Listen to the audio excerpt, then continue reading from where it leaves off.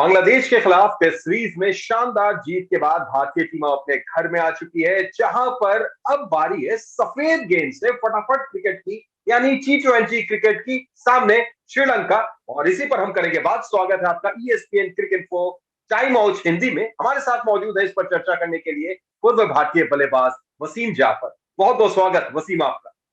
धन्यवाद सैयद। वसीम, एक लंबे और बहुत इंपॉर्टेंट होम सीजन के लिए टीम इंडिया अब तैयार है। कप्तान इस सीरीज में नए हैं हार्दिक पांड्या, क्योंकि रोहित शर्मा को अभी भी आराम दिया गया है, विराट कोहली भी नहीं है, केएल राहुल भी पर्सनल चीजों की वजह से उन्होंने भी छुट्टी ली है। यानी एक और अपॉर्चुनिटी हार्दिक पांड्या के पास, नए खिलाड़ियों के पास। वसीम, बिल्कुल, आई थिंक मैं थोड़ा सा एक्साइटेड हूँ हार्दिक पांड्या को एज ए कैप्टन देखने के लिए। फुल टाइम थोड़ा सा मुझे ऐसे लग रहा है कि वो शायद भारत को लीड करते हुए आगे दिखेंगे, और ये फुल सीरीज लीड करेंगे होम सीजन में। तो मैं बहुत एक्साइटेड हूँ, और सारे ये जो प्लेयर्स है मुझे बहुत एक्साइट कर रहे हैं। ईशान किशन होंगे, संजू सैमसन होंगे, दीपक हुडा को खेलने का मौका मिलेगा। उसके अलावा हर्षल पटेल, आई होप के he comes back to his best. Umran Malik, I am excited to see him, but मुझे ऐसे लगता है कि शायद T20 में is not the best format for him, but again exciting talent है। बट मैं बहुत एक्साइटेड हूँ क्योंकि बहुत बड़ा सीजन है बिफोर द IPL। तो लुकिंग फॉरवर्ड टू इट। बिल्कुल। और हम सब भी एक्साइटेड हैं वसीम जाफर की प्लेइंग 11 जानने के लिए, जो ज्यादातर मौकों पर बिल्कुल सटीक बैठती है। तो देखते हैं हार्दिक पांड्या से वसीम जाफर की कितनी ज्यादा मेल खाती है सोच। चलिए वसीम, आपकी प्लेइंग 11 देखते हैं। मेरी प्लेइंग 11 होगी शुभमन गिल और Ishan Kishan openers. Ishan Kishan wicket keeper होंगे।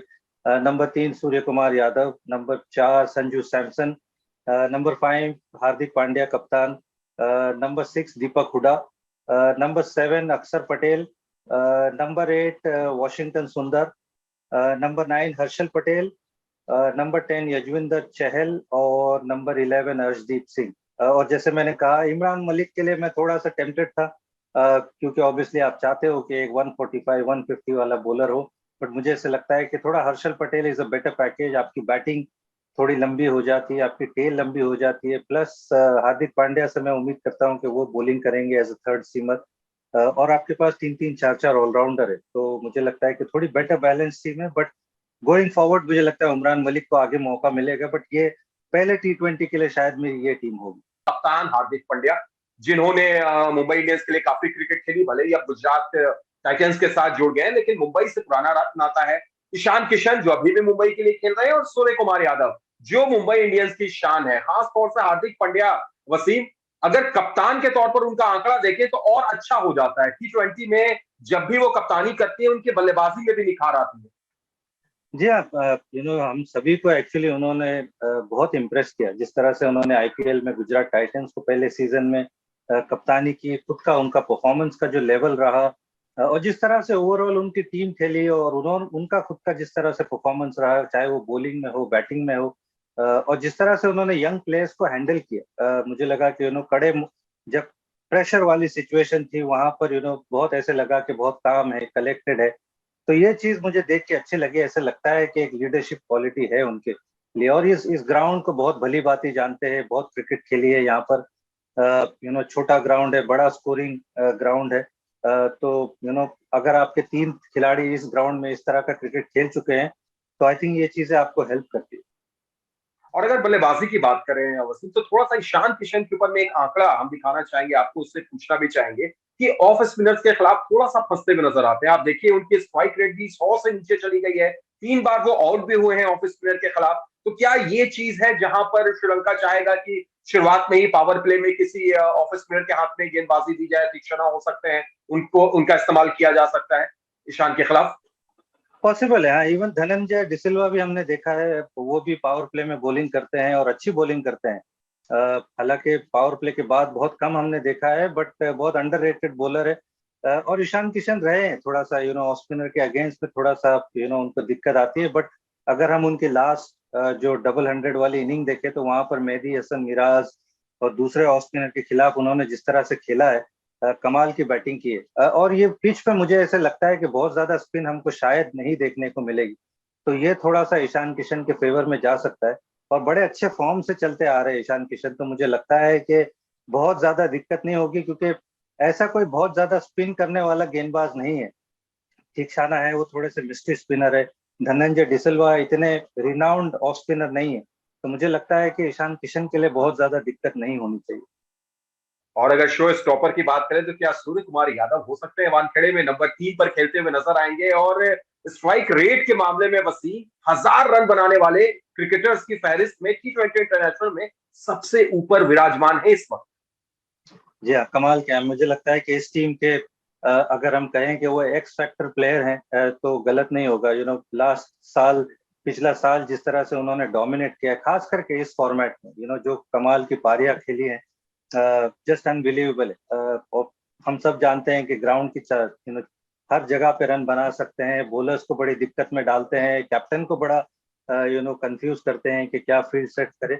और इस ग्राउंड, जैसे मैंने कहा, इस ग्राउंड को भली भांति जानते हैं। इतना बड़ा ग्राउंड नहीं है, और अगर थोड़ा सा खेल गए हो तो श्रीलंका के लिए दिक्कतें होंगी बहुत।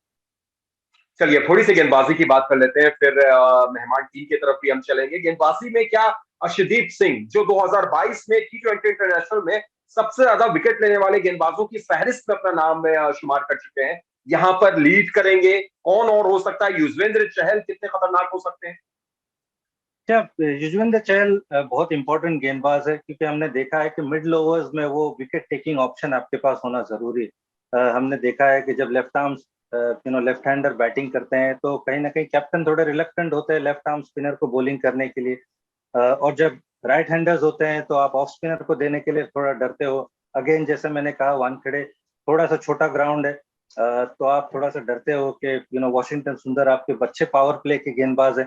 तो एक लेग स्पिनर का होना मुझे लगता है बहुत वाइटल है, स्पेशली T20 फॉर्मेट में। और युजवेंद्र चहल ने बहुत कमाल की गेंदबाजी की है रिसेंट पास्ट में।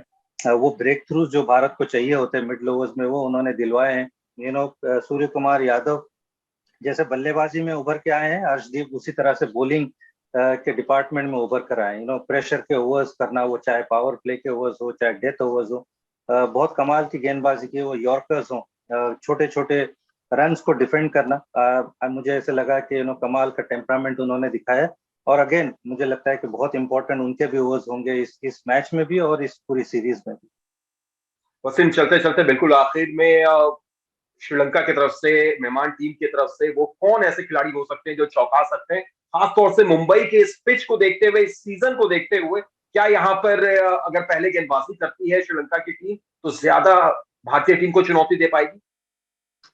जी, आई मीन श्रीलंका, हमको ये नहीं भूलना चाहिए कि एशिया कप चैंपियंस है। जिस परिस्थिति से कमबैक करके उन्होंने एशिया कप जीता है, आउटस्टैंडिंग परफॉर्मेंस रहा है। और बहुत मिल के खेलते हैं, हमने ये चीज देखी है उनकी कि बहुत बॉन्डिंग उनकी जो है, बहुत सारे प्लेयर्स सेम एज ग्रुप के हैं, बहुत कमाल की फील्डिंग करते हैं और मिल के खेलते हैं। तो चाहे हम उनकी बैटिंग की बात करें, चाहे वो पतुम निसंका हो, या फिर जो कुशाल मेंडिस है, भानु का राजा पक्षा है, इवन शना का, मुझे लगता है कि भारतीय पिचेस पे वो एक डेंजरस प्लेयर हो सकते हैं। तो उनके पास वो चरित असलंका की हम बात करें, उनके पास वो पावरफुल प्लेयर्स है, और ये कंडीशन उनके लिए बहुत फेमिलियर है। श्रीलंका की कंडीशन, इंडिया की कंडीशन बहुत सिमिलर है। और उसी तरह उनकी बॉलिंग भी है। अगेन थिक्साना एक थ्रेट बन के आएंगे, जिस तरह से वो पावर प्ले में बॉलिंग करते हैं। थोड़ा सा फास्ट बॉलिंग के डिपार्टमेंट में हमेशा उनके लिए दिक्कतें रही हैं, क्योंकि इंजरीज बहुत हुई है। हमने देखते आए हैं कि बहुत सारे प्लेयर्स इंजर्ड हुए हैं और नहीं खेले हैं। तो वहां पर मुझे लगता है श्रीलंका थोड़ा सा स्ट्रगल कर सकती है, बट उनकी बैटिंग मुझे लगता है कि उनका स्ट्रांग पॉइंट है। तो ये देखना होगा कि वो किस तरह से बैलेंस आउट करते हैं और किस तरह से स्टार्ट करते हैं ये सीरीज। चलिए बिल्कुल सारी नजर रहेगी वसीम, लेकिन जाते जाते भारत 3-0, 2-1 या श्रीलंका की तरफ झुक सकता है पड़ रहा, आपका प्रिडिक्शन? मैं कहूंगा 3-0 भारत। चलिए उम्मीद कुछ ऐसी रहेगी, भारतीय फैंस काफी खुश होंगे आपका ये प्रेडिक्शन सुन के, और उम्मीद होगी कि ये सटीक भी बैठे हमेशा की तरह। बहुत बहुत शुक्रिया वसीम हमारे साथ जुड़ने के लिए, तमाम बातचीत करने के लिए। तो आप देख रहे थे ESPN cricket 4 T20 time out Hindi, फिर होगी आपसे मुलाकात।